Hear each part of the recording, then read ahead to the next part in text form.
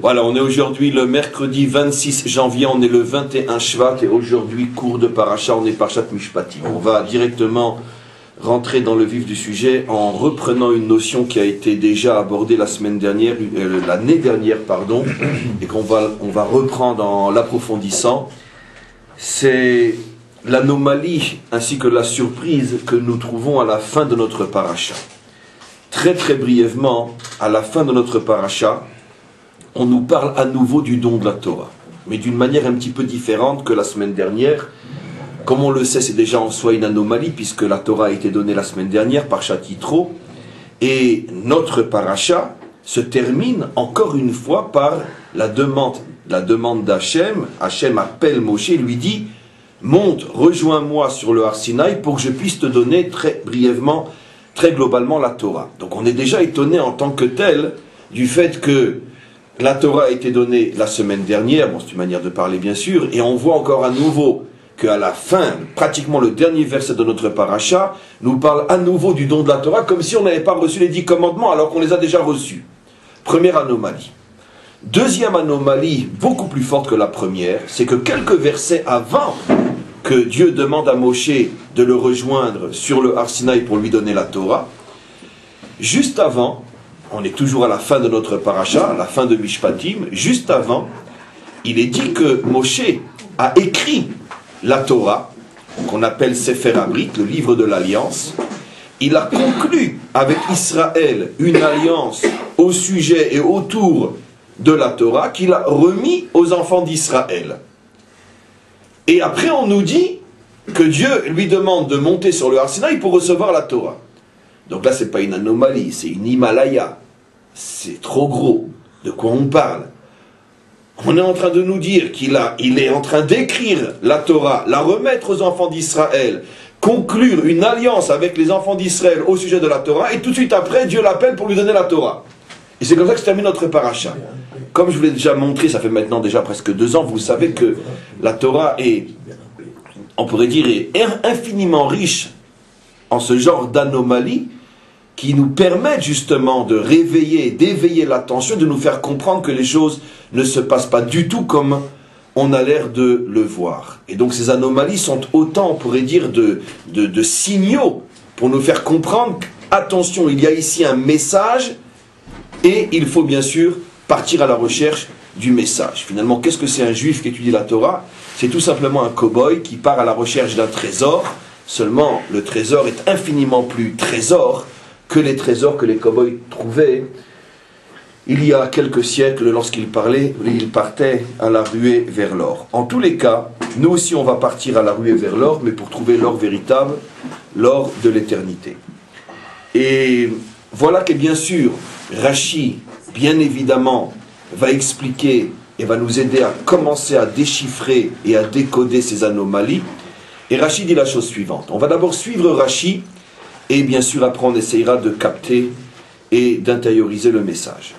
Rashi nous dit qu'effectivement, en vérité, il y a eu 2 Torahs qui ont été données à Israël. Vous regarderez Rashi, je ne fais pratiquement que le traduire mot à mot.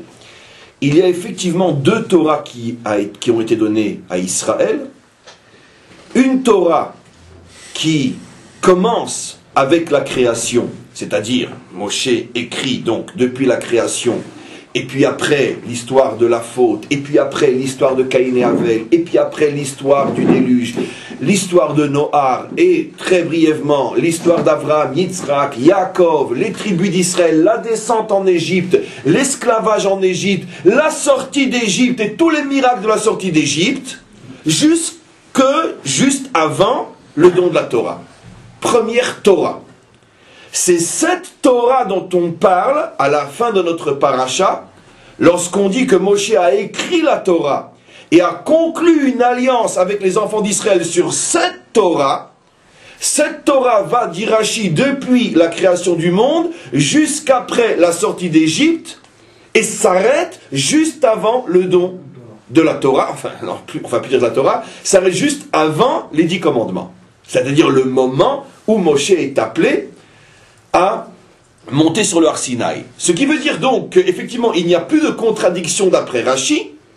Le dernier verset de notre paracha invite effectivement Moshe à monter sur la montagne pour y recevoir les 10 commandements. À partir des 10 commandements vont commencer, dit Rashi, la deuxième Torah, celle qui commence avec les 10 commandements et se terminera avec la mort de Moshe, juste avant l'entrée en Israël. Mais il y a eu une première Torah, celle dont on parle dans les quelques versets avant la fin de notre paracha, qui, elle, encore une fois, englobe depuis la création jusqu'avant les 10 commandements. Et c'est sur cette Torah écrite et remise aux enfants d'Israël que Moshe conclut une alliance. Alors évidemment, vous avez, j'imagine, un océan, un tsunami de questions sur ce Rashi. Première question qui, à mon avis, contient toutes les autres possibles. Et puisque la première Torah est de toute façon très très incomplète, la preuve c'est que nous, aujourd'hui, lorsque nous ouvrons le rouleau de la Torah, on ne voit pas 2 Torahs, on ne voit qu'une seule Torah qui va depuis la création jusqu'à la mort de Moshe. Je parle, quand je dis Torah, je parle bien sûr des 5 livres. On ne voit pas du tout la moindre allusion au fait qu'il y aurait eu 2 Torahs. Comment se fait-il que Dieu ait demandé à Moshe d'écrire une Torah incomplète? Pourquoi il fallait absolument que soit terminée une Torah qui s'arrête avant les 10 commandements? Première question. Deuxième question, cette Torah, qu'est-ce qu'elle contient exactement, la première? À part l'histoire, une Torah sans loi? Rashi va y répondre. Mais de quoi on parle? Alors bien sûr, je commence par la deuxième question. Rashi effectivement sent qu'il y a un problème. Qu'est-ce que signifierait une Torah qui ne serait que de l'histoire juive? Puisque finalement, ce que je viens de dire, depuis la création jusqu'avant le don des 10 commandements, ce n'est que de l'histoire. Rashi dit, ne t'inquiète pas, il y avait aussi des lois dans cette Torah. C'est incroyable. Et quelles étaient les lois qui étaient dans cette Torah? Rashi nous rappelle quelque chose qui s'est passé juste après l'ouverture de la mer. Rappelez-vous, juste après l'ouverture de la mer, il y a 2 semaines. Hein, on parle comme si c'était il y a 2 semaines, mais c'est vrai, parce que la Torah est éternelle. Donc pour nous, c'était effectivement il y a 2 semaines. On a vécu la traversée de la mer il y a 2 semaines. Et donc il y a 2 semaines, on a traversé la mer. Après, pendant 3 jours, on marche, on n'a pas d'eau. On crève de soif. On demande à Hachem de nous donner à boire. On a parler de ça, et on arrive devant une mare, devant un petit oasis d'eau, mais d'eau amère, imbuvable. Qu'est-ce que fait Moshe? Il prend un bâton, il le jette dans l'eau, elle se transforme en eau douce. On est content, en boit, et après, qu'est-ce qu'il est dit? À cet endroit, c'est un verset qu'on n'a pas ramené il y a 2 semaines quand on a fait un cours sur ce passage. Et le verset dit qu'à cet endroit-là, Dieu a donné à Israël Chok ou Mishpat. Il a donné Chok ou Mishpat et il leur a dit, allez, suivez mon chemin et à ce moment-là, je serai Hachem qui vous guérit de toutes les plaies de l'Égypte. Mais il nous a donné Chok ou Mishpat. Et Rashi dit, qu'est-ce que c'est Chok ou Mishpat? Tiens, on a reçu à cet endroit-là Chok ou Mishpat, on est quand même presque 3 mois avant le don véritable de la Torah. Qu'est-ce que ça veut dire qu'on reçoit Chok ou Mishpat? En plus, Rashi demande, Chok fait allusion à des lois qui sont au-dessus de la compréhension humaine, comme on le sait, et Mishpat fait allusion à des lois qui, même si elles n'avaient pas été données, auraient pu être imaginées et inventées par les hommes, comme ne pas voler, ne pas tuer. Et donc Rashi dit effectivement, nous avons reçu à cet endroit-là une toute petite partie de la future Torah. On a reçu des Chukim et des Mishpatim. Quels sont le Chok? Le Chok, c'est qu'on a reçu, tenez-vous bien, la loi de Paradouma, la loi de la vache rousse, qui est le Chok par excellence, la loi par excellence qui est au-dessus de la compréhension humaine. Shlomo est arrivé à explorer toutes les lois de la Torah. Il croyait les avoir toutes compris. Mais quand il est arrivé devant Paradouma, il s'est rendu compte qu'il ne la comprenait pas et que rétroactivement il a compris que, étant incapable de comprendre cette loi, il n'avait en vérité rien compris, parce que cette loi-là est la racine de toutes les autres, mais cette loi-là est appelée Chok, c'est-à-dire quelque chose qui dépasse l'entendement. Et Rashi nous apprend que ce Chok, alors qu'il semble être, on pourrait dire, l'essence même de la Torah, a été donné bien avant le don de la Torah, Paradouma, pour rendre compte du mot Chok. Deuxième loi qui a été donnée, nous dit Rashi, c'est Shabbat. Ça par contre, Rashi a une preuve, c'est que tout de suite après cet épisode, revenez il y a 2 semaines, vous verrez qu'on a reçu la manne, et à l'occasion de la manne, on a reçu le Shabbat. Donc là, le texte semble effectivement confirmer ce que dit Rashi. Le Shabbat a été donné avant le don de la Torah. Donc Rashi dit, on a reçu Paradouma. On a reçu le Shabbat, et on a reçu Mishpatim, des Dinim, c'est-à-dire toutes les lois qui gèrent la relation sociale entre l'homme et son prochain. Para Aduma, Shabbat et Dinim. Et voilà. Et Rashi nous dit, sache que dans cette première Torah que Moshe a écrit, scellé, fermé et remis aux enfants d'Israël, au point même de conclure une alliance avec Israël sur cette Torah contenait l'histoire d'Israël, ou plutôt l'histoire du monde, depuis la création jusqu'après la sortie d'Égypte. Et si tu me poses la question, mais quelle loi cette Torah contenait-elle? Car une Torah sans loi n'est pas une Torah, c'est un livre d'histoire. Rashi dit, il y avait des lois, il y avait Para Aduma, il y avait Shabbat, il y avait Dinim, et Rashi rajoute une chose absolument incroyable, mais qui est la clé de la compréhension, et il y avait dedans aussi les 7 lois de Noé, les 7 lois de Noah. On s'arrête et tout de suite on devine. Attends Rashi, je ne comprends pas. L'histoire depuis la création jusqu'après la sortie d'Égypte, je comprends, c'est l'histoire d'Israël. Et puis il faut bien commencer Israël quelque part, donc on nous parle d'abord de la création pour enchaîner jusqu'à Israël. Donc l'histoire, je comprends que ça nous concerne. Para Aduma, ça nous concerne. Shabbat, ça nous concerne. Dinim, ce sont les lois qui gèrent une société juive. C'est clair, c'est spécifique aussi. Mais les 7 lois de Noah, qu'est-ce qu'ils font dans cette Torah?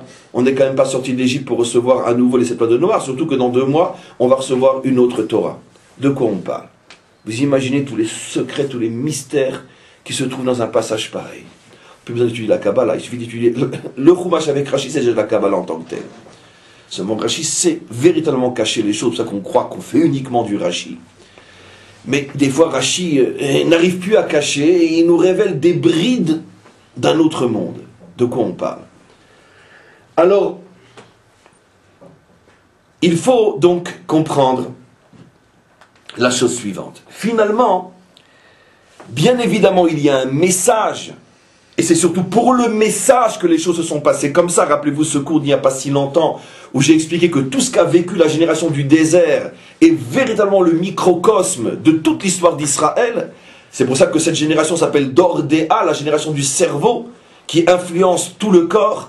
Tout ce que eux ont vécu sont autant de messages pour chaque génération jusqu'à l'éternité. Et donc c'est clair que si Dieu a voulu qu'ils écrivent 2 Torahs, c'est bien pour nous transmettre un message à nous, pour toutes les générations. D'autant plus que, formellement, ces 2 Torahs ne sont pas restés. Aujourd'hui, on n'en a qu'une, qui va depuis la création jusqu'à la mort de Moshe. Donc, de quoi on parle? Si on réfléchit un petit peu, on se rend compte que ces 2 Torahs font allusion, en vérité, à 2 dimensions à l'intérieur du peuple juif. C'est-à-dire 2 types de juifs, 2 manières d'être juifs, 2 manières de se concevoir en tant que juif, 2 manières de se connecter à Dieu en tant que juif. Et ces 2 Torahs, encore une fois, montrent qu'il existe à l'intérieur du peuple juif 2 dimensions, que j'appellerais la dimension du juif de la sortie d'Égypte et la dimension du juif des 10 commandements. C'est-à-dire le juif qui existe essentiellement nourri par une Torah dont l'essence est la sortie d'Égypte, puisque tout ce qui a été dit avant dans cette première Torah n'était que pour en arriver à l'histoire des Juifs qui descendent en Égypte et qui sortent d'Égypte.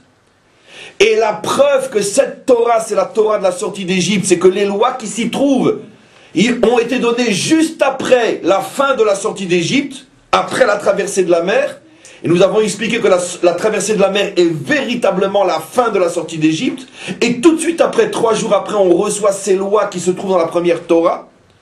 Ce qui veut dire qu'il y a donc encore une fois les Juifs de la sortie d'Égypte, avec leur histoire et leurs lois. Et il y a les Juifs, qui sont les mêmes, mais qui sont une autre dimension dans le juif, dans le peuple juif, qui eux s'enracinent dans les 10 commandements et ce qu'il y a après. N'oublions pas aussi ce qui est très très important, c'est que 99,9% de nos lois ont été données à partir et après les 10 commandements. Puisque dans la première Torah, il n'y avait que Para Aduma, que Shabbat et uniquement les lois sociales. Mais toutes les lois spécifiquement juives, comme les lois Tfilin, etc., n'ont été données qu'à partir des 10 commandements. Donc, il y a 2 Torahs. Maintenant, si on veut comprendre à quoi font allusion ces deux Torahs, on doit essayer d'analyser finalement ce que contiennent au niveau des lois la première Torah et la deuxième Torah, puisque la deuxième Torah commence avec les 10 commandements. Donc on va essayer de comprendre ce que contiennent les 10 commandements pour comprendre quel est l'esprit de la deuxième Torah, et on va comprendre ce que sont Para Aduma, Shabbat et les Dinim pour comprendre ce qu'est l'esprit de la première Torah. Maintenant, essayons très brièvement de résumer, de comprendre, d'analyser finalement ces 3 parties de la première Torah, Para Aduma, Shabbat et Dinim. Et on va dire la chose suivante. Finalement, une religion, puisque c'est ce que je vais vous faire comprendre, c'est que la première Torah, en vérité, parle ou met en évidence la religion juive. La première Torah se présente sous la forme d'une religion. Et qu'est-ce qu'a besoin une religion pour exister? Elle a besoin de 3 choses fondamentales. Elle a d'abord besoin de reconnaître qu'il y a un créateur.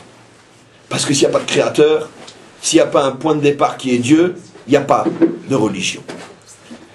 La prise de conscience, la reconnaissance du créateur, c'est bien sûr la loi incarnée par Shabbat. Pourquoi dans la première Torah il y a Shabbat? Parce que Shabbat, c'est tout simplement la prise de conscience qu'il y a un créateur. D'ailleurs, dans les 10 commandements aussi, quand on va nous redonner le Shabbat, ce qui est d'ailleurs une question en soi, puisque ça a déjà été donné, pourquoi tu le redonnes? Mais peu importe, on verra. Mais dans les 10 commandements, quand on parle du Shabbat, c'est parce que j'ai créé le monde en 6 jours et je me suis reposé le 7e. Très brièvement. Donc tout le monde comprend que le Shabbat, d'ailleurs, qu'est-ce que veut dire le mot Shabbat? Ça veut dire revenir.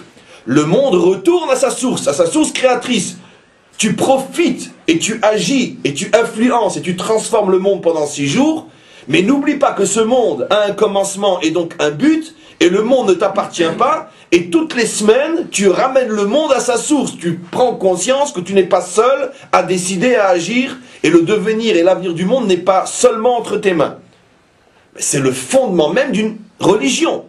Une religion qui n'a pas pour point de départ l'existence d'un Dieu créateur n'est pas une religion, par définition. Deuxième point extrêmement important dont a besoin une religion. Une religion, bien évidemment, c'est son but principal d'apporter le bonheur sur terre. Puisque c'est le paradis artificiel, ou le paradis perdu, ou le paradis tout ce que vous voulez, dont rêvent tous les hommes. D'ailleurs, la religion, de quoi elle parle? Du paradis. Et pour les vilains, de l'enfer. Donc automatiquement, quand une religion veut se faire respecter, elle est obligée de te proposer un plan de bonheur. Pas un plan de partage, pas un plan épargne, mais un plan bonheur. Le plan bonheur, c'est ce que Rachi appelle les lois. Toutes les lois qui règlent la relation entre l'homme et son prochain. On sait très bien qu'une religion, lorsqu'elle veut passer et se répandre très très vite et prendre des raccourcis dans l'histoire, elle prend une phrase « tu aimeras ton prochain comme toi-même » et puis au bout de quelques siècles, elle a converti 1 milliard de personnes. Raccourci facile. Pourquoi? Parce que c'est ce que l'homme veut entendre.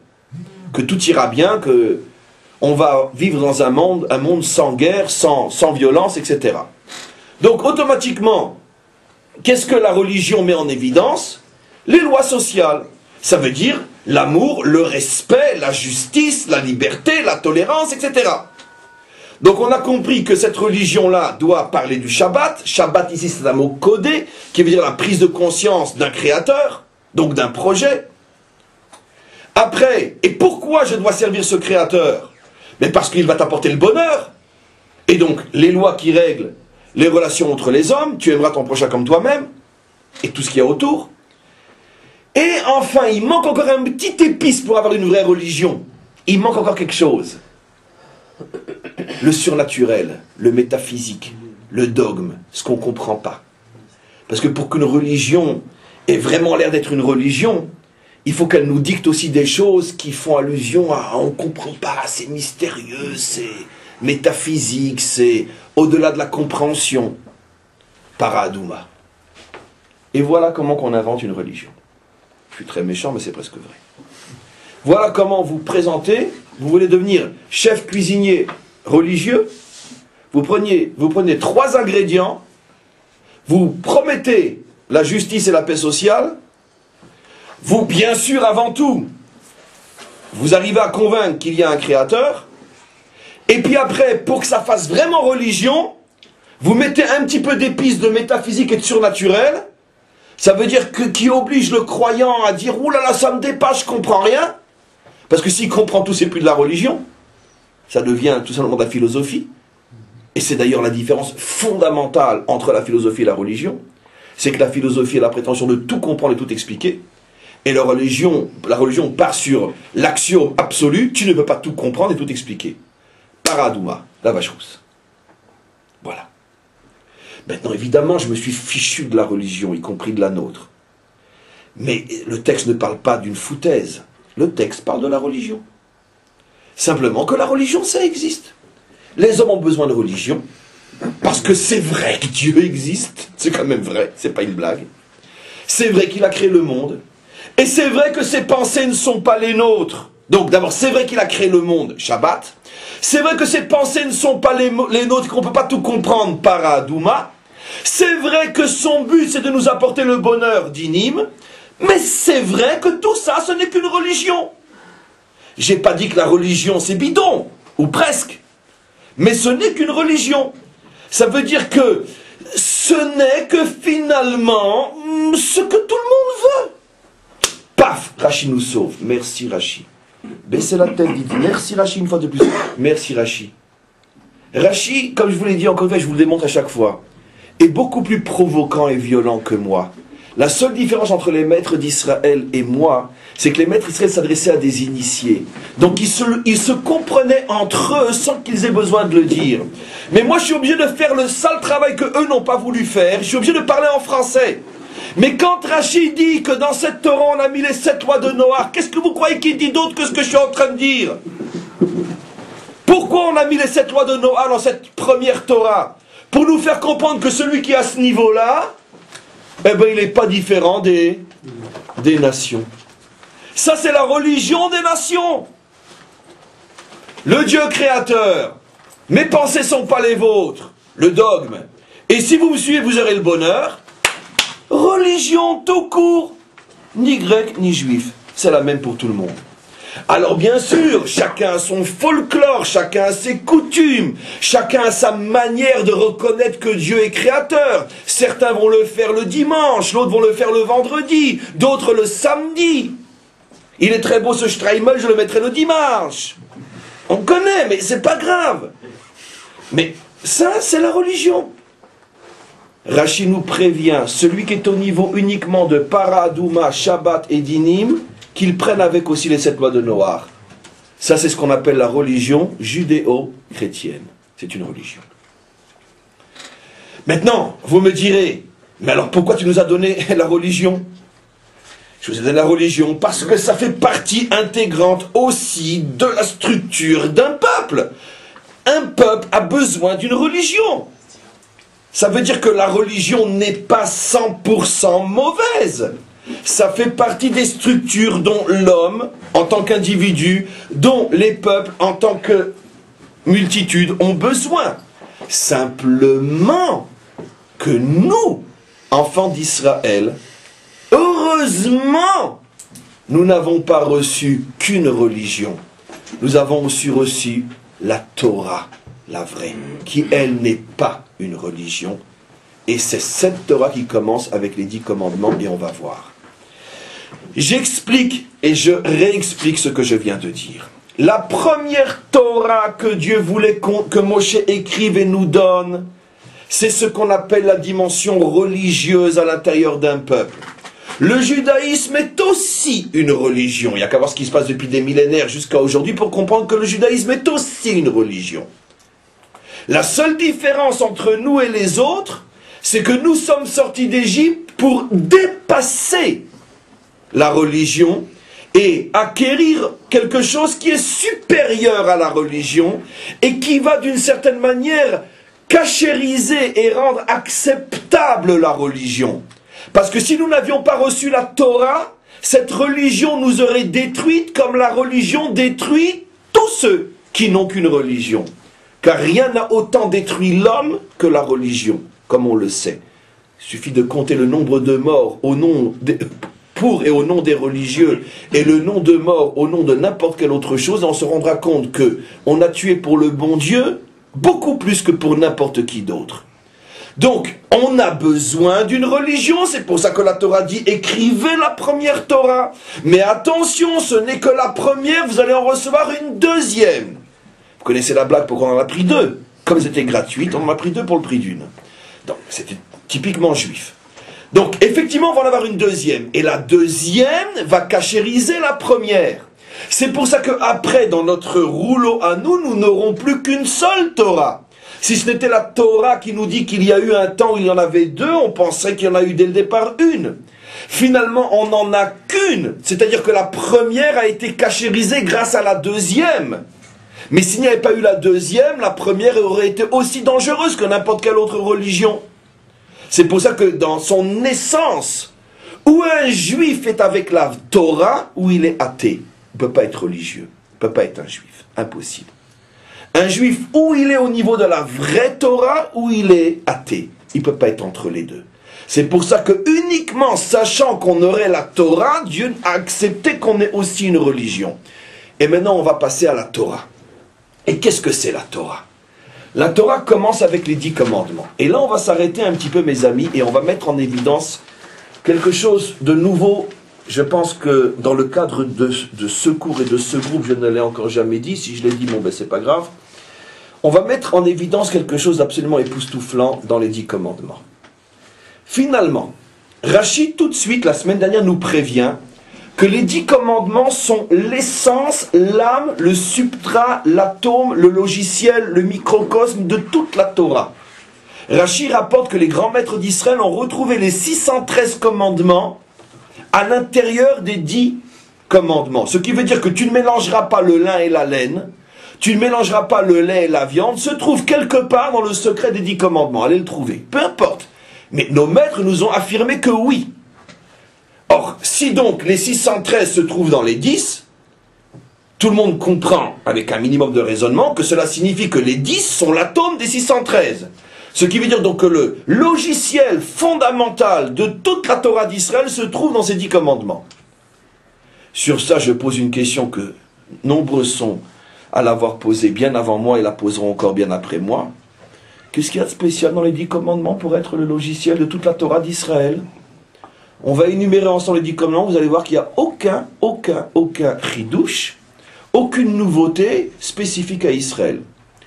Je suis Hachem ton Dieu. Toutes les nations ont l'obligation de savoir qu'il est Hachem, son Dieu. Bon, qui nous a sortis d'Égypte, c'est-à-dire. Alors les uns diront qu'il nous a donné l'Amérique, by God we trust. Les autres diront qu'ils nous ont donné la Gaule, peu importe. Mais chaque peuple a son Dieu, je parle peuple monothéiste, a son Dieu qu'il reconnaît et à qui il doit. C'est classique comme approche. Et pourquoi je te reconnaîtrais? Parce que tu m'as donné, Nekuda. Donnant, il n'y a rien de gratuit. Donc tu m'as sorti d'Égypte, je reconnais ta grandeur. Toutes les religions et tous les peuples ont ce genre de verset dans leur credo. Deuxième verset, tu n'en auras pas d'autre que moi, l'interdiction d'idolâtrie. Ben ça a été déjà donné à Adam et après à Noach, ça fait partie intégrante des 7 lois de Noach. Si on a fait tous des tours pour s'entendre dire tu ne seras pas idolâtre, excuse-moi mon Dieu, mais on était très très bien en Égypte. Troisième commandement, tu ne profaneras pas mon nom, tu ne prononceras pas mon nom en vain. J'aimerais bien voir si un Ben Noir a le droit, lui, de profaner le nom divin et de prononcer son nom en vain. Je suis toujours pas juif, je suis toujours égyptien. Au niveau du troisième commandement, je suis toujours égyptien. Dans le principe. Quatrième commandement, tu feras Shabbat. J'ai démontré, si c'est pas le samedi, c'est le dimanche, si c'est pas le dimanche, c'est le vendredi. Et comme j'ai dit dans un autre cours, même les congés payés, c'est le même principe. Il faut un petit peu de repos pour reprendre des forces. Et de toute façon, le principe du Shabbat existe chez tout peuple sensé. Si tu n'arrêtes pas la machine, elle va te péter dans les mains. Donc de toute façon, le Shabbat, dans sa forme est juive, mais dans son esprit n'est pas juif. Puisque toutes les nations, toutes les religions reprennent le principe du Shabbat. Donc, reconnaître que Dieu est créateur et qu'on doit de temps en temps se rappeler qu'il est là et arrêter de bosser comme un âne pour s'occuper un petit peu de lui, c'est un principe qui n'a rien, mais strictement rien à voir avec la Torah d'Israël. Je ne peux pas parler de religion sensée si je ne lui consacre pas au moins un moment par semaine dans ma vie. Et c'est d'ailleurs ce que toutes les religions monothéistes ont compris. Dimanche, vendredi et tout le reste. Donc, c'est pas encore spécifiquement juif. Et après, c'est la débandade. Respecte ton père et ta mère. Nos maîtres disent dans le Talmud que jamais personne n'a respecté ses parents autant que Esav. Et à l'époque du maître du Talmud, il y avait un homme qui s'appelait Ben Dama, qui respectait tellement ses parents que les maîtres d'Israël avaient honte devant lui comment eux ils respectaient eux leurs parents.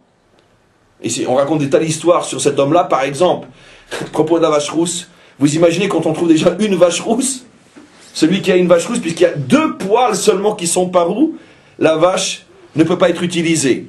Vous imaginez une vache rousse, combien qu'elle vaut quand il en est une tous les 250 ans? Et une fois il est né une vache rousse dans le troupeau de ce Ben Dama, qui n'était pas juif, un Romain à l'époque où les Romains étaient installés en Palestine. Et donc, on a voulu aller lui acheter la vache rousse. Le problème, c'est que la clé de l'enclos où il protégeait sa vache rousse était sous l'oreiller de son père qui dormait. Les maîtres d'Israël lui ont dit, mais attends, je ne comprends pas, si tu le réveilles, il ne va pas te gronder, hein, tu sais, parce qu'on vient avec de quoi te faire vivre toi, lui, tes petits-enfants pendant plusieurs générations. Parce qu'une vache rousse, on en a, on ne sait pas si encore dans 3 siècles on en aura encore. Nos maîtres disent que sur 3500 ans d'histoire juive, on n'a trouvé que 9 vaches rousses. 9. Vaches rousses conformes à la halakha. Donc vous imaginez-vous, quand on en trouve une, on la garde. Donc vous imaginez le bonhomme, il a dit, je suis désolé, je ne peux pas réveiller mon père. Il dort. Mais on a besoin tout de suite de la vache rousse, on va chercher ailleurs, hein. Allez où vous voulez. Je ne réveillais pas mon père. Les maîtres d'Israël disent, il n'y en a pas un chez nous qui peut faire une chose pareille. Nous, le père, on le prend, le secoue, on jette par la fenêtre. Pour pas qu'il partage avec nous. Comprends? Donc, comprenez? Donc, et lui, c'était un goy. Voilà la grandeur des maîtres d'Israël, ils n'ont pas peur de dire la vérité. Le respect des parents, tu peux le trouver chez un goy autant que chez un juif, et plus encore. Alors donc, ouais, chez nous c'est le contraire. C'est excellent. Il vient de dire, chez nous c'est le contraire. Quand le père il entend qu'il n'a pas été réveillé, il massacre son fils. Elle dit que Michael, tu as sauvé le cours. Ben oui, il massacre son fils. Il dit comment on aurait pu partager le... Bon allez, arrête, ils vont dire pas, les juifs eux-mêmes ils disent qu'ils aiment l'argent. Donc... c'est pas grave. Les antisémites sont tellement cons que quoi qu'on dise, de toute façon... Donc, en tous les cas, c'est pas grave. Donc, en tout cas, il n'a pas réveillé. Et nos maîtres disent, de là, on voit la grandeur de ce goy qui, pour tout l'or du monde, n'a pas réveillé son père. Donc, tu respecteras tes parents, c'est pas spécifiquement juif. Et après, ne tue pas, ne vole pas, ne commets pas l'adultère, ne fais pas de faux témoignages, ne convoite pas. Trouvez-moi un truc juif là-dedans. Il n'y a pas une loi juive là-dedans. Parle un peu des tzitzit, parle des tfilines, parle de la cacheroute, parle de ne pas mélanger le lait et la viande. Parle du chauffard, je sais pas, parle juif. Qu'est-ce que tu me parles, goy? Brit Mila, bien sûr, évidemment. Ça, c'est d'ailleurs époustouflant, c'est un scandale, comme disait l'autre. Brit Mila, c'est pas dans les 10 commandements, alors que c'est la racine de l'identité d'Israël. Chazak. Qu'est-ce qu'on nous veut avec ces 10 commandements? Surtout que j'ai fait maintenant plus d'une demi-heure que je suis en train de vous prouver que la vraie Torah commence avec les 10 commandements. Il y a un mystère, et le mystère, on va le mettre à jour aujourd'hui. Le mystère, il est suivant. Mes amis, écoutez bien ce que je vais vous dire. Le chidouche des 10 commandements, c'est pas les commandements en tant que tels, mais c'est la manière dont ils sont présentés avec une anomalie fantastique à la fin. Et j'explique. Je vous ai dit et je répète que les 10 commandements sont l'essence, le substrat, le fondement de l'identité juive. Ce qui veut dire que ce sont vraiment les 10 piliers que si tu les fais tomber, tout s'écroule. C'est comme ça qu'on comprend, c'est ce que dit Rachid. Toute la Torah est contenue dans les 10. Donc, une maison qui s'élève sur 10 piliers, met en danger les 10 piliers, toute la maison s'écroule. Donnons un exemple dans un autre domaine pour que vous compreniez ce que je vais vous dire. Si vous demandez par exemple à un peuple, une civilisation X, on va prendre les Américains par exemple, résume-moi en 2, 3, 4, 5 commandements, parce que je ne vais pas te demander de me donner toutes tes lois, mais définis-moi à ton sens ce que sont les piliers du droit américain. Ça veut dire que si tu touches à ça, la civilisation américaine s'écroule. C'est évident que ce qu'ils vont faire rentrer dedans, c'est tout ce qui touche l'argent. Je dis rien de péjoratif. Par exemple, celui qui fait des faux billets, et qui n'est pas l'État, bien sûr, parce que lui, l'État, c'est le seul bandit qui a le droit d'en faire, si il fait des faux billets, c'est la prison à perpétuité. Bien que le plus grand contrefaçeur de faux billets aujourd'hui, c'est l'État américain, mais peu importe, lui, il a le droit. Mais si tu n'es pas l'État et que tu fais des faux billets, la prison à perpétuité.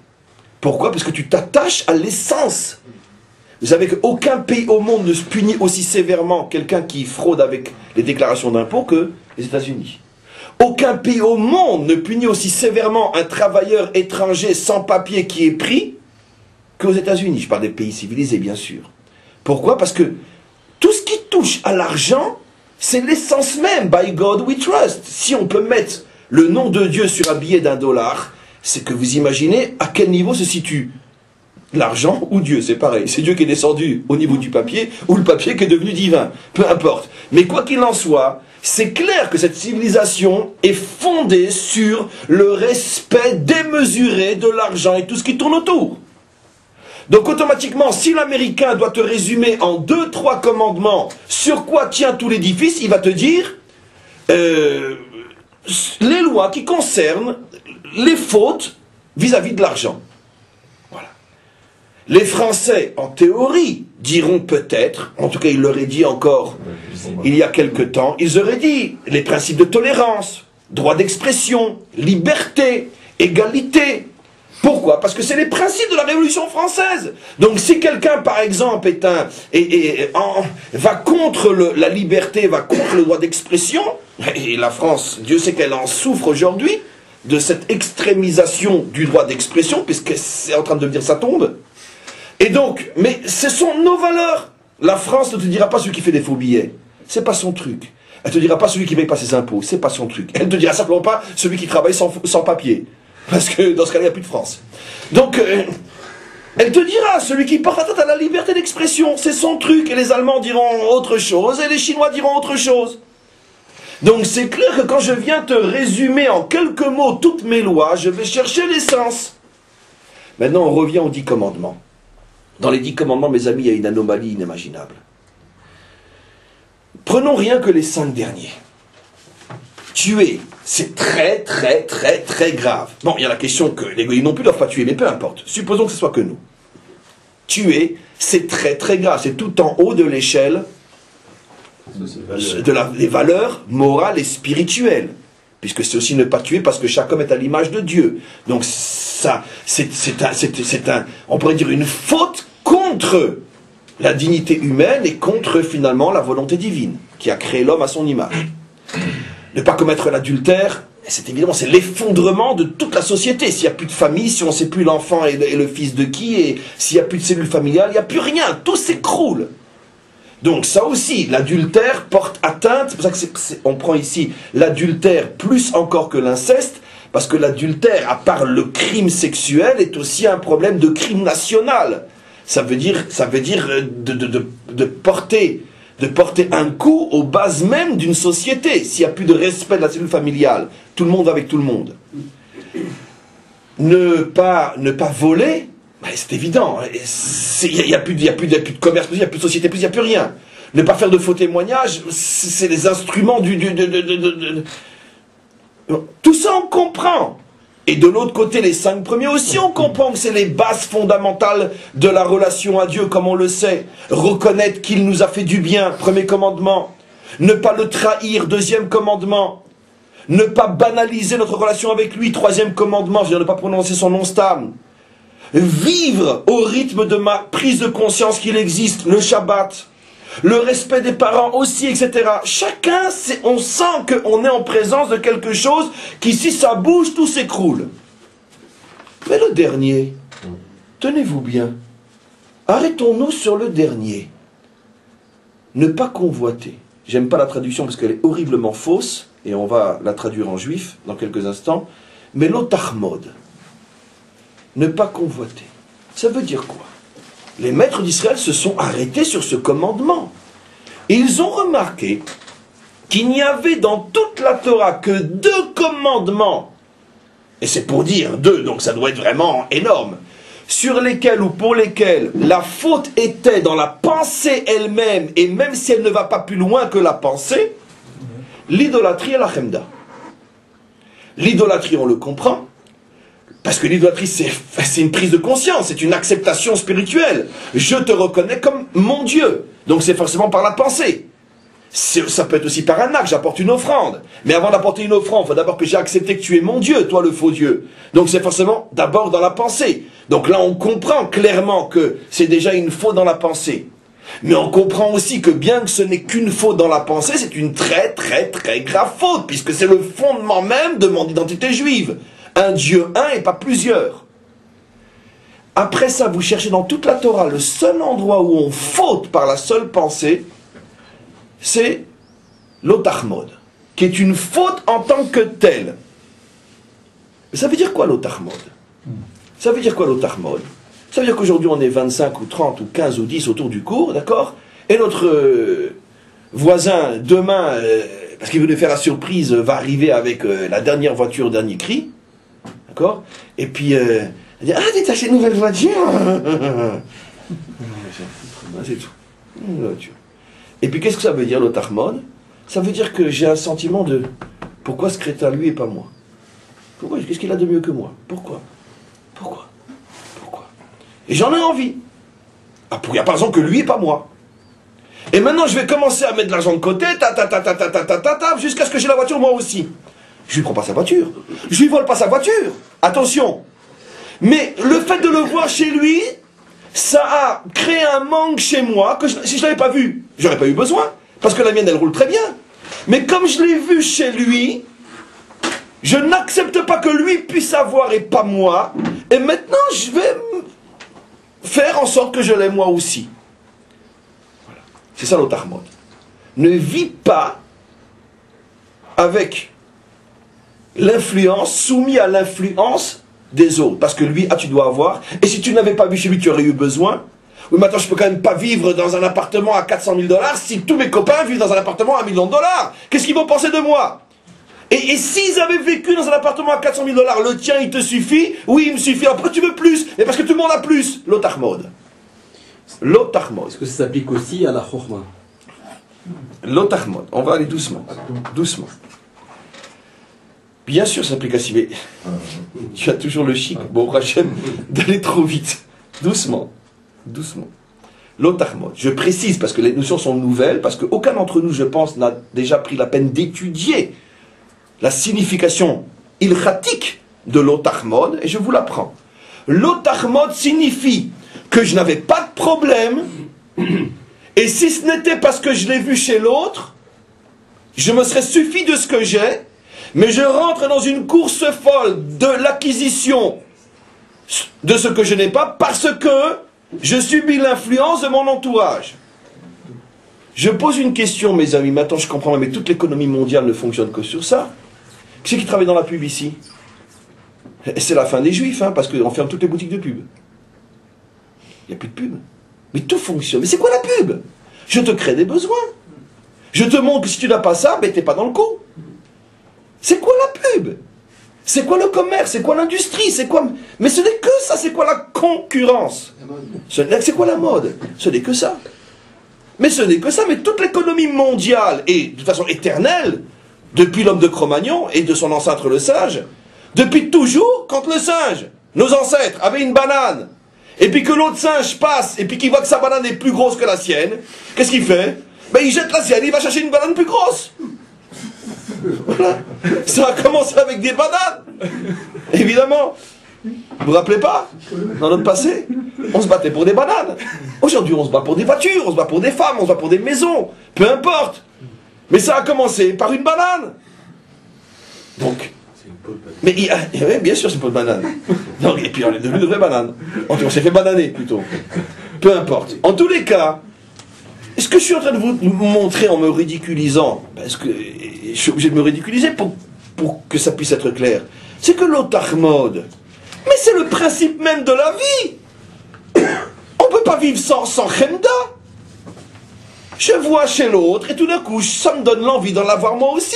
Il n'y a plus de mode, il n'y a plus de pub, il n'y a plus de concurrence, il n'y a plus de libéralisme, il n'y a plus d'économie libérale, pardon. Il n'y a plus rien. Tout s'écroule, apparemment. Sans chemda. Maintenant j'en viens à ce que tu as demandé. Dans la Chokhma aussi? Alors, il semblerait que non, mais je vais dire que oui. Il y a effectivement au niveau de la Chokhma, je pense que tu fais allusion à la Chokhma, à la vraie sagesse, Torah ou peu importe, dans une Chokhma utile, intéressante, indispensable, les sciences ou d'autres choses. Il y a effectivement un texte dans le Talmud qui dit Kinat Sofrim Tarbe Chokhma.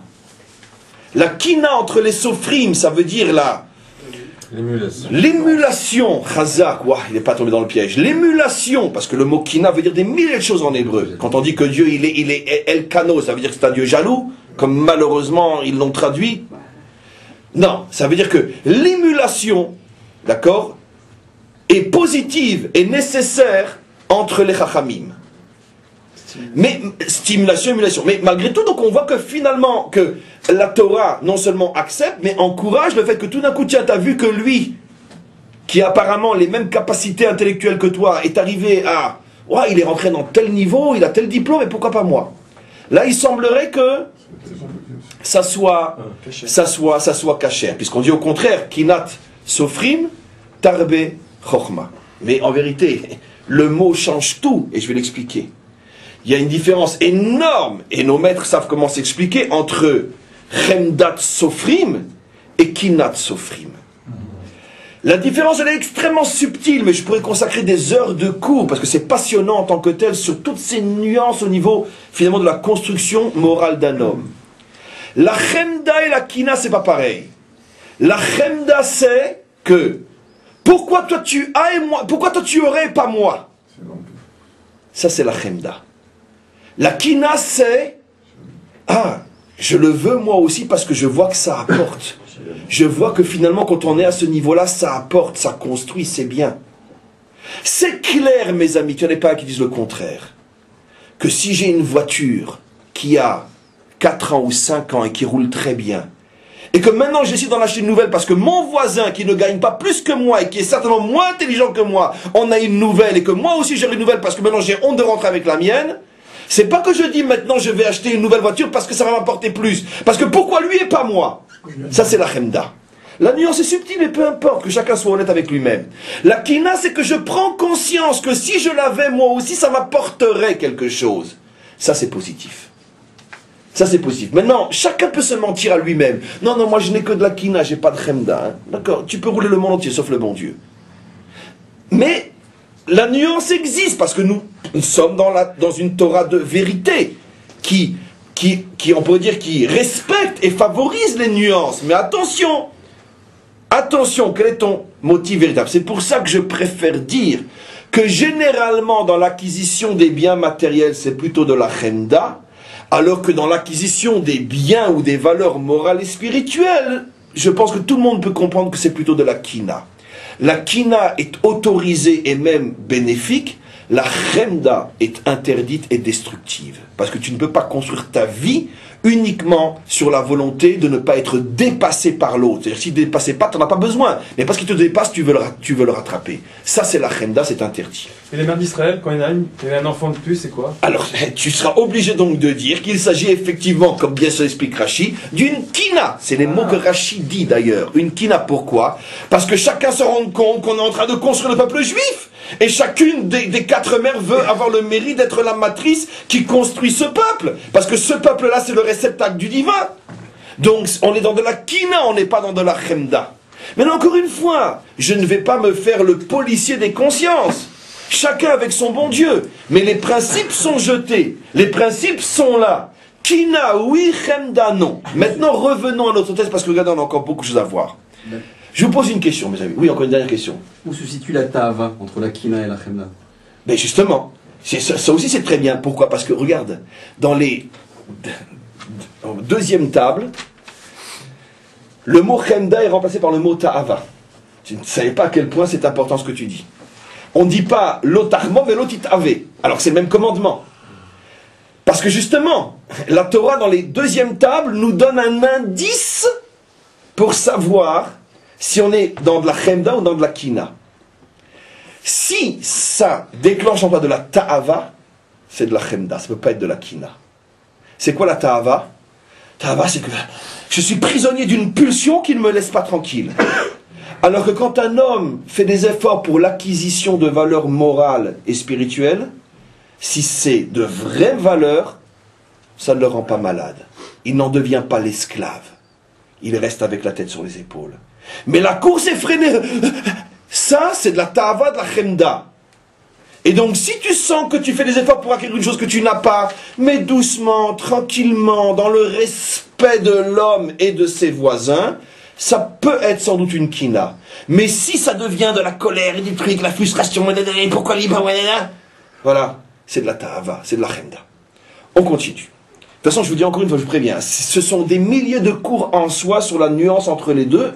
On a simplement donné les clés à chacun de s'en servir pour ouvrir ses propres portes dans son existence. Maintenant, regardez. Très bien.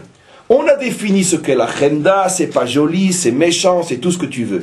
Mais franchement, au point de le mettre au même niveau que tu ne tueras point, au point de le mettre au même niveau que tu ne feras pas de faux témoignages. Attends, tout le monde est d'accord que celui qui va pour de l'argent ou par haine faire un faux témoignage, qui va faire condamner quelqu'un à des années de prison ou pire encore, on ne peut même pas dire de lui que c'est une crapule, parce que c'est une insulte pour les crapules de dire que lui aussi est une crapule. Il n'y a pas de mot possible pour définir ce que ça représente comme chute morale et spirituelle. Bon, mais la chemda, c'est pas joli, d'accord, mais c'est quand même, faut pas exagérer. On est tous, de toute façon, dans la chemda, tous. C'est la racine de la... Tous. Mais bien sûr, tu as compris. Voilà le chidouche des 10 commandements. C'est ça le chidouche des 10 commandements qui vient d'être dit. La Torah est en train de nous expliquer ici ce qu'est la Torah d'Israël. La Torah d'Israël est une science et non une religion. Nous sommes des savants et non des religieux. La Torah d'Israël, c'est cette sagesse qui te permet de remonter à la source première des structures les plus profondes de l'existence. Le juif est celui qui est à la source.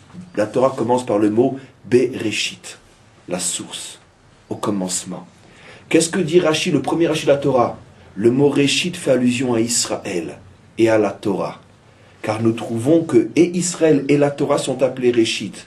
La Torah est appelée Reshit Tevuato, la prémisse de sa récolte, et Israël est appelé aussi Reshit. Comme il est dit, Kereshit Bamidbar Matsati et Avotechem, je vous ai trouvé comme des prémices dans le désert. Donc, Torah, Israël s'appelle Reshit, ce qui signifie quoi? Que la Torah d'Israël est ce qui permet à un juif de vivre au niveau de la racine des choses et de prendre conscience que la racine est aussi, si pas plus importante que ses effets, parce que si tu ne soignes pas le mal à la racine, tu ne pourras plus le soigner dans son effet. Et voilà que les 10 commandements ne viennent pas nous apprendre qu'il ne faut pas tuer. C'est évident qu'il ne faut pas tuer. Les 10 commandements ne viennent pas nous apprendre qu'il ne faut pas voler ou faut témoigner ou... Mais c'est évident. Noah le savait déjà depuis des siècles. Et c'est de toute façon c'est marqué dans les 7 lois de Noah. Mais ce que les 10 commandements viennent nous apprendre, c'est que la racine de tous les maux de l'humanité, M-A-U-X, la racine de tous les maux, c'est le fait de vivre pour rattraper l'autre, ou le fait de vivre pour ne pas se faire dépasser par l'autre. Ce besoin, ce sentiment de manque, qui n'en est pas un, qui est un sentiment de manque créé de toutes pièces par mon regard sur l'autre, ce n'est pas un manque objectif, parce que c'est tout à fait normal que tu te lèves le matin pour aller travailler, parce que tu as besoin de combler ton manque. C'est évident que tu travailles pour pouvoir t'habiller chaud si tu vis dans un pays froid. C'est évident que tu travailles pour combler tous les manques de ta famille. C'est évident que tu fais des milliers de choses pour combler des manques. Mais attention, des manques objectifs, pas des manques subjectifs. Et on se rend compte, mes amis, très vite, avec un zeste uniquement, un zeste d'honnêteté, que pour la plupart, si pas la totalité des hommes et des femmes sur Terre, 90% de leur vie n'est que pour combler des manques qu'ils se sont créés et qui ne sont pas objectifs. Et puis après, ils se plaignent qu'il n'y a pas suffisamment d'argent à la maison. Mais qui te demande de vivre à ce niveau-là? Mais qui te demande de monter la barre si haut? Mais qui te dit que tu en as besoin? Ah mais tout le monde a. Et alors tout le monde, c'est un critère pour toi? Tu te fous de tout le monde. Cherche ce dont tu as besoin toi. Et donc, qu'est-ce que la Torah nous révèle? Bien que ce défaut n'est pas un défaut criminel en tant que tel. Ce n'est pas encore ni tuer, ni voler, ni faire de faux témoignages, ni commettre l'adultère. Mais c'est la racine de tous les défauts. C'est là que ça commence. Quoi, c'est là que ça commence? Oui, c'est là que ça commence.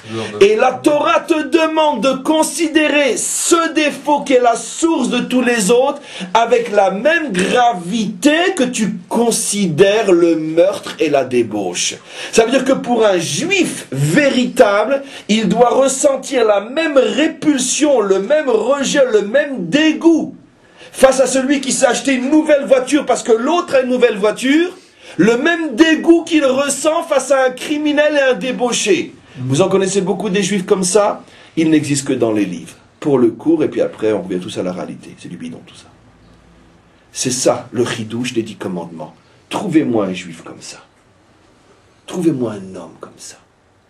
Trouvez-moi un homme qui est capable de se retenir de vomir quand il voit que l'autre ne vit que pour acquérir ce que tout le monde a. Comme il vomirait devant un acte d'inceste, d'adultère, d'idolâtrie ou de meurtre. Ou de faux témoignage. J'ai envie de vomir un faux témoignage, c'est dégueulasse. Et bien la même répulsion. Pourquoi? Parce qu'un juif est arrivé, un juif de la Torah, est arrivé à élever, à affiner, à ennoblir sa sensibilité morale au point de ressentir que cette faute-là n'est pas moins grave que les autres. Ça, c'est le juif des 10 commandements. Vous comprenez maintenant ce que sont les 2 Torahs? La première, c'est la nôtre, mes amis.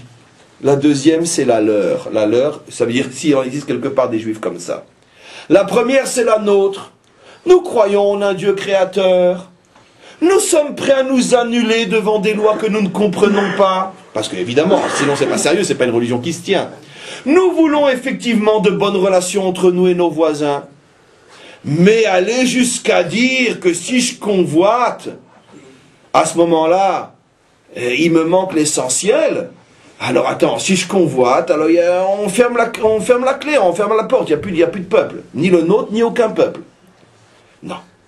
Voici ce qu'est la deuxième Torah. C'est pour ça que j'ai dit que la deuxième Torah fait de nous des savants. Parce que ce principe, mes amis, est une indication pour tous les moments de notre vie, où la Torah nous demande constamment de remonter à la source profonde. Quand tu analyses un événement, d'accord, ce qui s'est passé en Tunisie, qui aujourd'hui est en train de se répandre comme un feu de poudre jusqu'à notre frontière, l'Égypte hier, des milliers de manifestants. Non, l'Égypte hier, lisez les journaux. Et donc, c'est déjà à nos portes. Le Liban, ça fait des années déjà. Je parle maintenant du soulèvement populaire. En Liban, c'est pas un soulèvement populaire, c'est un soulèvement terroriste. Ça n'a rien à voir. Pourquoi? Parce que le peuple n'était pas content, parce que... C'est vrai tout ça. Mais un juif n'a pas le droit de parler comme ça. Laisse aux journaux dire ce genre de choses. Remonte à la source. La source. Pourquoi? C'est ce que j'appelle être un savant et non un religieux. Qu'est-ce que serait être un religieux? Parce que Dieu les punit, par exemple. C'est peut-être vrai. Mais tu as parlé comme un religieux, tu as parlé comme un juif. Or, on n'est pas sorti d'Égypte pour rester des religieux. On est sorti d'Égypte pour devenir des savants. Le savant, lui, il travaille dans son laboratoire. Il remonte à la source, à l'origine des choses. Il veut voir comment ça commence, pourquoi ça commence. Mais seulement, il ne faut pas que ce soit non plus une gymnastique intellectuelle. Il faut que ça se traduise dans ta vie de tous les jours aussi de cette manière-là. Que sur le plan moral, tu sois capable aussi de vivre au niveau de la source morale et non uniquement des effets moraux. On va un petit peu plus loin. Oui. Justement, parce que ce qu'on peut dire, parce que tout ce qui est de l'ordre de la chemda et de l'interdiction de la chemda, c'est une mida pnimite, intériorité, et tout le reste, quand ça dépasse ça, c'est visible. C'est le... Absolument. Chissonut, en fait. Bien sûr, les fautes dont tout le monde parle, c'est déjà la chitzoniut, l'extériorité, mais la Torah met en évidence l'intériorité. Ce qui ne dérange personne, parce qu'après tout le monde, voilà, non, tout le monde, sauf nous. Sauf nous en théorie, bien sûr, parce qu'en pratique, on est comme tout le monde, comme on le sait. C'est éminemment en rapport avec le premier commandement, où il dit Anochi Hachem, on jette son moi profond.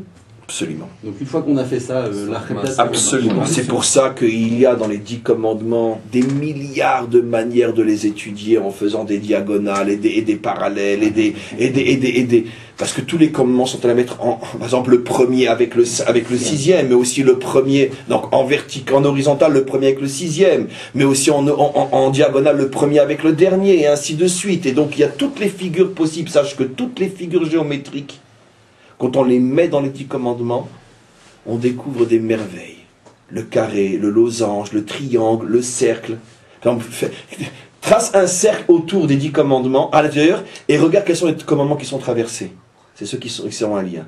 C'est des sujets inimaginables qui peuvent être exposés uniquement en liant géométrie et 10 commandements. C'est-à-dire, on écrit les 10 commandements selon les mesures de la Torah, citéphare sur citéphare. Ça veut dire en gros, 60 cm, c'est un carré, les tables sont un carré de 60 sur 60 cm, citéphare, citéphare ou ama, citfachim, 60 cm sur, plus ou moins, c'est 59 cm sur 59 cm, et là-dedans, fais-y rentrer toutes les figures géométriques connues, et fais les correspondances entre les commandements. Tu verras l'infini.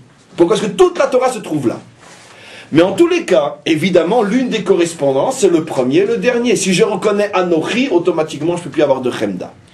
Je veux juste terminer en rajoutant une notion très importante. Regardez maintenant la racine du mot Chemda, Chet Memdalet, Hamad. La racine du mot Chemda a pour valeur numérique 52, qui est la même valeur numérique que le mot Behema, l'animal, Nefesh HaBehemit. C'est intéressant. 2 fois 26 aussi. 52 est la valeur numérique de Behema, l'animal. C'est extraordinaire. Qu'est-ce qu'on vient de mettre en évidence? Que finalement, ce défaut qui est la Chemda est l'expression la plus puissante de notre intériorité animale. Ça veut dire un homme qui n'est encore, ou plutôt un homme qui est encore au niveau de la Chemda, n'est en vérité qu'un animal, à l'intérieur d'un corps humain. Mais la Torah ne fait pas de cadeau.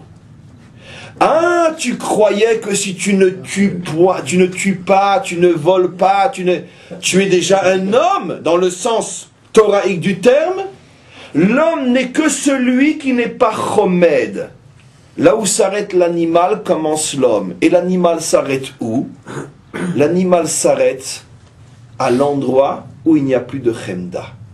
Ça veut dire, bon Hachem, très bien, je suis très content de ta nouvelle acquisition. Merveilleux, je te souhaite encore plus que ça. Mais moi, ça ne me bouge pas. Pourquoi? Parce que ce n'est pas du tout mes critères de vie. Et quelle que soit la chose que je vois chez l'autre, j'ai toujours le sang-froid et la tête sur les épaules de me poser la question, est-ce que j'en ai besoin ou je n'en ai pas besoin? Est-ce que je le veux parce que ça va me grandir ou je le veux parce qu'il n'y a pas de raison que l'autre l'ait et pas moi? Si je vis à ce niveau-là, je suis un homme. Je ne vis pas à ce niveau-là, je suis encore un animal. Vous voyez que d'après la Torah, l'animal se cache chez beaucoup d'hommes. Ce qui est extraordinaire, c'est que la Chemda, on la retrouve aussi dans un autre domaine qui nous concerne tellement, nous. Eretz Chemda. Que tout le monde traduit, je ne sais pas d'où ils se permettent d'assassiner notre Torah à ce point. Eretz Chemda, comment qu'on traduit en français généralement? Mais non, jamais on traduit comme ça, jamais. Une terre chérie, une terre aimée. Non, on ne traduit pas comme ça. Regardez, faites le test. Faites le test. Eretz Chemda est traduit dans toutes les langues. Je l'ai fait le test, sinon je ne permettrai pas de le lire en plus enregistré. Eretz Chemda est traduit dans toutes les langues avec une connotation qui veut dire une terre aimée, une terre chérie, une terre à laquelle on aspire. C'est une connotation positive. Oui. Or, c'est pas du tout la traduction. Eretz Chemda signifie une terre convoitée. C'est-à-dire une terre convoitée dans le sens de l'otachmod. Tu ne convoiteras point. Quelle est la terre la plus convoitée au monde? C'est notre terre, je crois. Donc c'est bien la preuve que Eretz Chemda, qui a été dit il y a des millénaires, est toujours vrai, et encore plus aujourd'hui que jamais. Eretz Chemda signifie la terre convoitée. Car un village pas plus grand que le tiers de l'Alsace, et le monde entier le veut. Notre terre, c'est à peine l'Alsace, et Jérusalem, c'est même pas un point en Alsace, au niveau de sa grandeur. Et tout le monde veut l'Alsace et la Lorraine juive. Alvaï, que notre pays soit aussi grand que l'Alsace et la Lorraine, il n'est même pas grand comme l'Alsace et la Lorraine. Et tout le monde le veut. Notre capitale, notre terre, tout est à nous, vous n'avez rien. Le roi David, qui lui est l'auteur de Eretz Chemda, si je ne me trompe pas, non, il parle aussi de ça, mais c'est pas le roi David, excusez-moi. Ma mémoire me fait défaut, qui est l'auteur de Eretz Chemda, peu importe, mais ça reviendra. Quoi qu'il en soit, c'est dans les prophéties bien sûr, mais je ne sais plus lequel. En tous les cas, Eretz Chemda signifie que cette terre est convoitée. D'où Rashi le sait. C'est Rashi qui nous révèle que Chemda veut dire convoitise. Rashi le dit dans ce fameux verset, sur ce fameux verset dans Josué, où on voit que Israël a conquis 31 rois, qui sont même nommés en détail. Rashi pose la question, 31 rois? Je croyais qu'il y en avait que 7 en Eretz Kna'an. Et de là, Rashi dit, sache que cette terre est la plus convoitée de tous. Tout le monde la veut, déjà à l'époque, au point que tous les rois du Proche-Orient se faisaient un honneur et un devoir d'avoir un morceau de terre sur cette terre. Elle appartenait officiellement aux 7 rois cananéens, mais il y en avait 31 autres qui avaient un petit placement, un petit endroit, un petit palais. Et on sait d'après notre tradition que la ville de Jéricho était entre les mains du roi de Babylonie. C'est pour ça qu'on a retrouvé son manteau dans la maison de la prostituée, l'ancienne, car elle a fait Teshuvah, Rachav. Et donc, tout le monde la voulait, cette terre. Rashi le dit déjà à l'époque de Josué, Eretz Chemda. Ce qui veut dire que finalement, tous ceux qui veulent notre terre sont, dans le sens profond et biblique, des animaux. Puisque Hamad, Gematria, Behema. Attention, on marche sur des œufs. Et si vous voulez ne pas aller plus loin, alors... et c'est la Gematria de Kelev aussi, Chazak. Et Kelev qui, comme on le sait, fait allusion à Amalek. En tous les cas, peu importe. On voit donc qu'il y a un lien, s'il vous plaît. Non, arrêtez. Il y a un lien donc entre, finalement, notre terre, Jérusalem, l'animalité et la convoitise. Ce qui veut dire que finalement, de quoi souffre notre peuple depuis l'éternité, et on espère pour pas trop longtemps encore, il souffre de la convoitise des animaux qui veulent notre terre. Ce qui veut dire que un peuple qui ne veut pas notre terre n'est pas un peuple animal. Un peuple qui veut notre terre est un peuple animal. Qui a révélé que les nations sont au niveau des animaux? Entre autres, le prophète Daniel. Quand il comparera toutes les civilisations qui vont asservir Israël à des animaux. Un aigle, un taureau, un lion, des ours, etc. Et on sait aussi, on a les décodages, mais ce n'est pas le cours d'aujourd'hui, à quel type de civilisation fait allusion chacun des animaux cités par Daniel. Et donc, on voit bien qu'effectivement, ici, le peuple juif est en train de se battre, non contre des nations, mais contre des animaux. Parce que si avec toutes les terres que vous avez, si avec tout l'espace que vous n'avez qu'un seul et unique souci, ce point même pas visible sur une carte qui s'appelle Israël, je veux dire, même dire que vous êtes des animaux, c'est encore, une fois de plus, une insulte pour les animaux. Et j'imagine que Brigitte Bardot aurait le droit de m'attaquer pour ça. Parce que c'est finalement une insulte pour les animaux d'oser dire que des peuples qui ont des territoires sur des milliers de kilomètres ne s'intéressent finalement qu'à un point qui n'est même pas visible sur une carte. Et donc, pourquoi ce problème? Qu'est-ce qu'il met en évidence, ce problème? Ce problème, comme tous les problèmes, met en évidence une fois de plus notre problème. J'ai déjà expliqué des milliards de fois que le peuple juif, à partir du moment où il a été choisi, est rentré dans une logique implacable avec le maître du monde, qui est la suivante. Comme vous êtes, vous vivrez. Ce qui veut dire que vos défauts s'incarneront au niveau des nations qui, dans leur attaque contre vous, vous aideront à prendre conscience de votre problème. Or, si on a expliqué que la convoitise est un défaut animal, et que si toutes les nations, ou presque, désirent notre terre, c'est parce que c'est leur dimension animale qui est mise en évidence, automatiquement, cela signifie que nous avons nous aussi ce problème animal en nous. Et ce qui veut dire donc qu'une fois de plus, on comprendra peut-être comme jamais aussi bien ce verset qui dit Tzion b'mishpat tepade veshavea betzdaka, que le retour des exilés, la reconstruction de Tzion dépend du mishpat et de la tzedaka, en français, excusez-moi, je suis obligé de traduire, de la justice et de la bonté ou de la charité. Ce qui veut dire donc quoi? Ce qui veut dire que tant que nous ne serons pas capables de construire une nation, un État, un peuple fondé sur la justice sociale et la bonté, la charité, tant que nous ne l'aurons pas complètement réalisé, ce qui signifie à l'inverse que nous vivrons encore au niveau de la chemda, puisque par définition, une société chemdatique est une société sans justice et sans charité. C'est absolument évident, puisque la chemda est le mécanisme qui détruit toute justice et toute charité.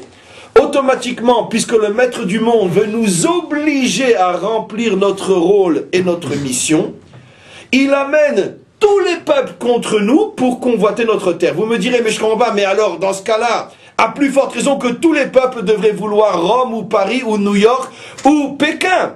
Oui, vous avez raison, qu'à plus forte raison. Mais la différence, c'est qu'eux n'ont pas été choisis pour être hors la goïm.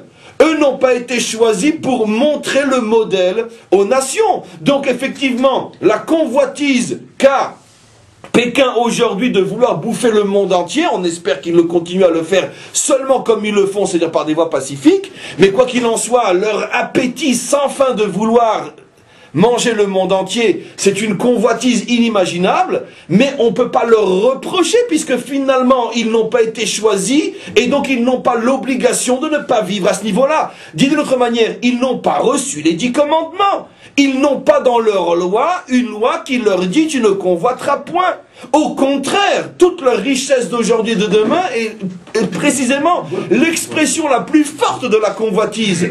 Et ils ne fautent pas dans cette convoitise puisqu'ils n'ont pas reçu le commandement de ne pas convoiter. Mais nous qui avons reçu le commandement de ne pas convoiter, si nous convoitons, à ce moment-là, quel est, d'une certaine manière, l'effet que ça produit? Tout d'un coup, les peuples se rappellent que s'ils n'ont pas la terre d'Israël, ils se sentent à l'étroit dans leur si grand pays. Ce qu'ils recherchent, c'est la lumière plus que la terre. Comment? Ils recherchent plus hors la Torah que la terre, parce que la terre, ils ont le Canada, les chutes du Niagara, la France, la Dordogne, la Provence. Tu peux le dire comme ça. C'est notre côté... Tu peux le dire comme ça parce que c'est juste, mais je dirais que c'est la différence dans un mécanisme, si tu veux, historique entre le conscient et l'inconscient. Dans l'inconscient, c'est évident, et tu as 100% raison, et c'est le sujet d'un cours en soi, mais c'est pas contraire à ce que je dis maintenant, ça ne fait que compléter, que dans le subconscient des nations, elles aspirent tous à revenir à la source de lumière qui est Jérusalem. Mais dans le conscient des nations, puisque c'est quand même ce qui se dit aussi. Il y a un côté positif alors. Oui, mais parce que évidemment c'est lié à nous, donc c'est lié au projet, donc c'est forcément positif, et vous avez parfaitement raison. Mais malgré tout, on ne peut pas uniquement, on pourrait dire, s'endormir avec des conceptions qui sont justes, mais qui nous endorment parce que finalement elles ne nous mettent pas en évidence notre vrai problème à nous. Parce que si tu dis les nations veulent Jérusalem parce qu'elles veulent revenir à la lumière, ah ben dans ce cas-là, ben alors donnez-leur Jérusalem, comme le disent d'ailleurs beaucoup d'entre nous. Mais si tu comprends que c'est vrai ce que tu dis, mais malgré tout, il y a un mécanisme plus visible, plus direct, qui lui nous remet en cause, qui est le fait que eux convoitent, parce que nous sommes le peuple qui est censé avoir accepté de ne pas convoiter, et entre nous, nous nous convoitons. J'irai jusqu'à dire, puisque tout le cours est en train de montrer que le juif véritable est celui qui arrive à comprendre qu'un début de problème est déjà tout le problème, je dirais que lorsque l'un d'entre nous, écoutez bien, l'un d'entre nous décide d'acheter quelque chose de nouveau parce qu'il l'a vu chez l'autre, à ce moment-là, il met notre nation en danger, plus encore que les terroristes. Vous avez entendu ce que j'ai dit? Mais arrête tes conneries! Non, c'est pas des conneries, pourquoi? Parce que nous avons reçu les 10 commandements qui nous apprennent que la racine d'un mal, c'est comme le mal lui-même. Au même niveau on met, tu ne convoiteras pas et tu ne te feras pas exploser au milieu d'une foule, tu ne tueras point. Au même niveau on le met dans les 10 commandements. Chez nous, il n'y a aucun risque qu'on se fasse exploser au niveau d'une foule. Mais par contre, chez nous, il y a un risque que l'on convoite la voiture de l'autre. C'est sûr que des non-juifs qui vont entendre ce cours, ils vont dire, mais maintenant on a la preuve absolue qu'ils sont complètement fous, ces juifs. Ça ne me dérange pas qu'ils le pensent, parce que s'ils le disent, ils prouveront une fois de plus qu'ils ne pouvaient pas être choisis. Mais nous avons été choisis pour être ces fous. Et nous affirmons effectivement que lorsque nous convoitons, nous mettons dans la main de nos ennemis, etc., etc., etc. Parce que nous avons été choisis. À moins que nous voulions rester les juifs de la première Torah. Mais le problème, c'est que les juifs de la première Torah, ils sont au niveau des 7 lois de Noach. Ce qui veut dire que un peuple comme celui-là n'a aucune chance de traverser l'histoire. Il subira la loi implacable de ceux qui n'ont que les 7 lois de la Noach. Il monte et il descend. Babylonie, Perse, Égypte, et Rome et tout le reste. Parce que c'est le prix à payer. Tu veux rester au niveau de cette loi de Noach? Kol hakavod. Ça va durer 200, 300, 400 ans, 1000 ans, 1500. Ça finit par disparaître. Tu veux être le peuple qui traverse l'éternité? Tu dois t'accrocher à la 2e Torah. Et la 2e Torah est la Torah qui te permet de prendre conscience, même si ça te dérange au plus profond de toi, que entre le terroriste et toi qui veux la voiture de l'autre, parce que tu veux une voiture parce que tu l'as vue chez l'autre, entre le terroriste et toi, il n'y a au regard de la vraie Torah, il n'y a pas une grande différence. C'est abominable ce que je dis, mais c'est la vérité vraie d'un juif qui a le courage de comprendre ce que signifie le fait qu'il a été choisi. Demain, tout le monde vient en vélo, ça c'est sûr. Vous allez voir, tout le monde vient en vélo ou à pied, il n'y a plus de voiture, il n'y a plus de maison, il n'y a plus rien. Est-ce que ça signifie, parce que je ne peux pas ne pas le dire, que c'est l'économie s'arrête? Ça veut dire ça y est, on va tous maintenant vivre dans des tentes? Woodstock? Non, mais non! Ça c'est encore un raccourci de feignant. J'ai pas dit ça. Et là, mais même ça j'ai pas dit. Non, j'ai pas dit le minimum. J'ai dit quelque chose de beaucoup plus compliqué que ça. J'ai dit tu dois avoir tout ce dont tu as vraiment besoin. Mais si tu as fait honnêtement le tri de tes besoins, tu t'apercevras que 80% de tes besoins ne sont pas tes besoins, mais ces besoins auxquels tu as adhéré, auquel tu t'es identifié. On arrête le cours pour aujourd'hui.